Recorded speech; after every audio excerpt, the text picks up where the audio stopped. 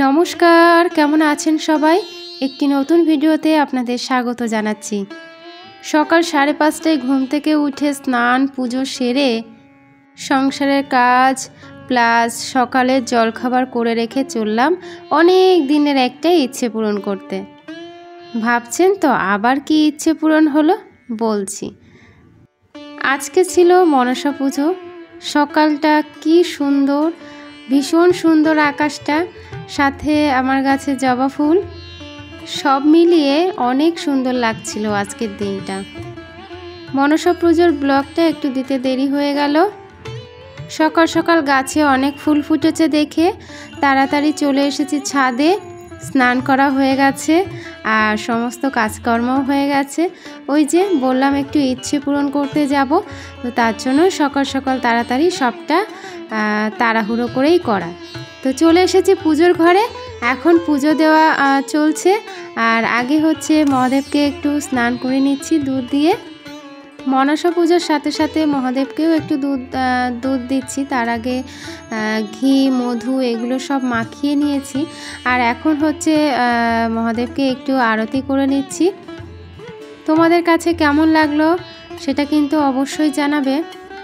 আমার নিত্যদিনের কাজকর্ম তোমাদের কাছে কেমন লাগছে, কোনো যদি ভুল ত্রুটি হয় সেটা ধরিয়েও দিতে পারো, বা কথার মাধ্যমে যদি কোনো ভুল হয় সেটাও তোমরা বলতে পারো কমেন্টের মাধ্যমে, একটুও রাগ করব না।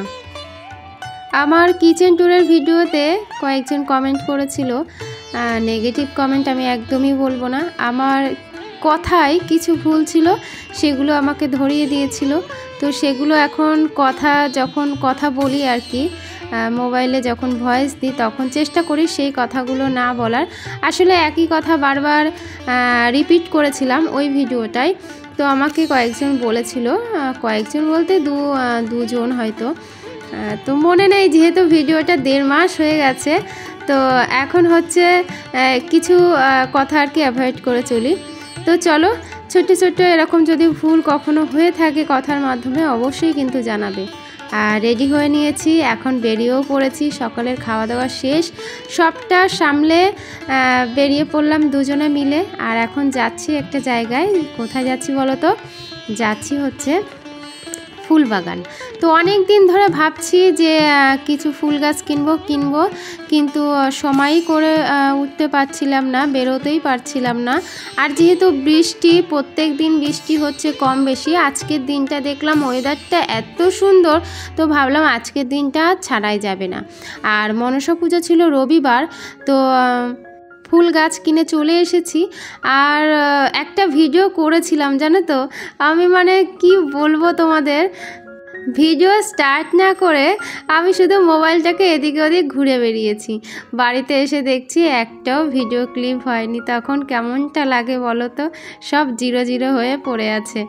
তো যাই হোক, চলো কি ফুল গাছ কিনলাম, তেমন কিছু কিনতে পারিনি। কেন বলো তো, বর্ষায় না ওইদিকে ফুল বাগান সব জলের তলে চলে গেছিলো, আর অনেক গাছ মারা গেছে। গিয়ে দেখলাম আমাদের এই দিকটা 2টো ফুল বাগান আছে, 2টো, মানে 2জনের 2টো আর কি।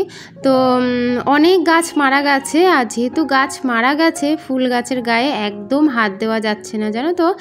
এত দাম ফুল গাছের, যে গাছ 25 টাকা 30 টাকা দিয়ে আমি কিনে নিয়ে এসেছি আগে, সেই গাছ এখন চাইছে 60 টাকা 80 টাকা, বলো তো।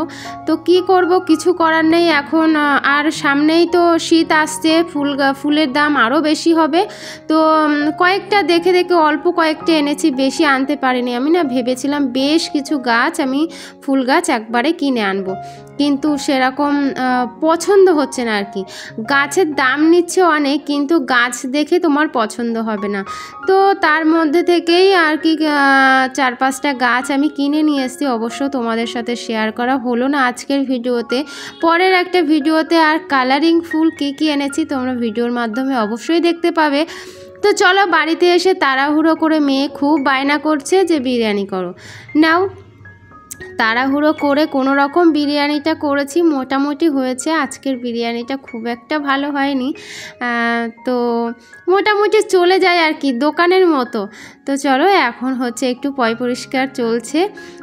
ওভেনটা না ওই জল লেগে লেগে ওই জলের আর কি দাগ লেগে যায়, তার জন্য কিন্তু একটু কলিং দিয়ে মুছলে বেশ চকচক করে। তো চলো এখন এই যে মাইক্রো ওভেন না সরি ইন্ডাকশানটা মুছে নিলাম। ঘরে অনেক বড়ি ছিল জানো তো, সেই 2 প্যাকেট বড়ি একবারে নিয়েছিল। আর বড়ি কী বলতো, একটু ওই নিরামিষ তরকারিতেই না বড়িটা বেশি ভালো লাগে আমাদের কাছে আর কি। তো ওই অনেক বড়ি ছিল, আর যেহেতু বর্ষাকাল একটু স্যাঁতস্যাঁতে মতো হয়ে যায় সমস্ত মশলা, তো কয়েকদিন ধরে রৌদ্রে দিয়েছিলাম, রৌদ্রে দিয়ে বড়িগুলো বেশ শুকিয়ে নিয়েছি। আর তাই ভাবছি আজকে ওই যে দেখো সামনে ওই যে বড়ির গামলাটা রেখেছি, যে আগে ইন্ডাকশানটা মুছে নিই, তারপরে বসবো আর কি, বড়িগুলো একটা কৌটোর মধ্যে ঢুকিয়ে রাখবো। তো যেই কথা সেই কাজ, ওদিকে মোছা হয়ে গেছে ওটা, আর এখন হচ্ছে বড়িগুলো এই কৌটোর মধ্যে ঢুকিয়ে নিচ্ছি। এখানে কিন্তু 1 কৌটো বড়ি, আরও আমার আর 1 কৌটো বড়ি আছে ভেতরে শুকানো, 2 কৌটো বড়ি। আর জানি না কেন বড়ি ভাজতে গেলে এত তেল লাগে, সত্যি কথা বলতে বড়ি ভাজতে গেলে না অনেক তেল লাগে, ওই তেল লাগে ওই কারণে আর বড়ি আর রান্নাতে মাঝে মধ্যে দেওয়াই হয় না। তো চলো ওই 2-4টে করে দিতে হয়, বড়িগুলো তো শেষ করতে হবে। আর এখন হচ্ছে জিনিস জায়গায় ঢুকিয়ে রাখছি রান্নাঘরে।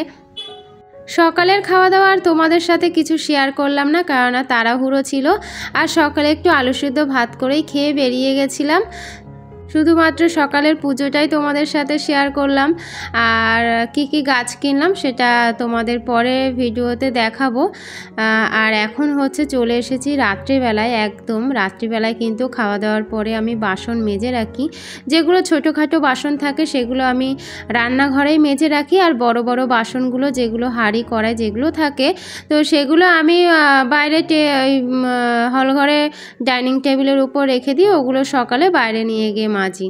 তো এখন হচ্ছে রান্নাঘরটাও কিন্তু আমি পরিষ্কার করে রেখে দেবো। রাত্রিবেলায় রান্নাঘর আগে মাঝে মধ্যেই ফেলে রাখতাম, কিন্তু এটা একদমই ভালো নয় আমাদের জন্য, রান্নাঘরের জন্য। তো সব সময় চেষ্টা করবে পুরো পরিষ্কার না করতে পারো, হালকা করে কোনো রকম একটু মুছে রান্নাঘরটা রেখে দেবে, যাতে নোংরা না থাকে আর কি, সেটাই বলছি। তো রাত্রে করেছিলাম রুটি, আর আমরা তো রাত্রে রুটি খাই, রুটি খাওয়া না একটা অভ্যেসে দাঁড়িয়ে গেছে। মাঝখানে ভীষণ একটা বদ অভ্যেস হয়েছিল, সেটা হচ্ছে আমি যখন লাইভ করতাম, তো তখন মানে ব্যস্ততার কারণে সবাইকে ভাত করে দিতাম, তো খুব রাগারাগি করতো ওরা, অনেক মানে ভীষণ একটা সময়, সেই সময়টা পার করেছি। তো চলো এখন আবার রোজকার একই রুটিনে চলছি। তো রাত্রে রুটি করে খাওয়া দাওয়া করে বাসন মাজা রান্নাঘর পরিষ্কার সবটা কমপ্লিট করে রাখছি। এবার তোমাদের টাটা বাই বাই করবো। কেমন লাগলো অবশ্যই জানিও। টাটা, সবাই ভালো থেকো।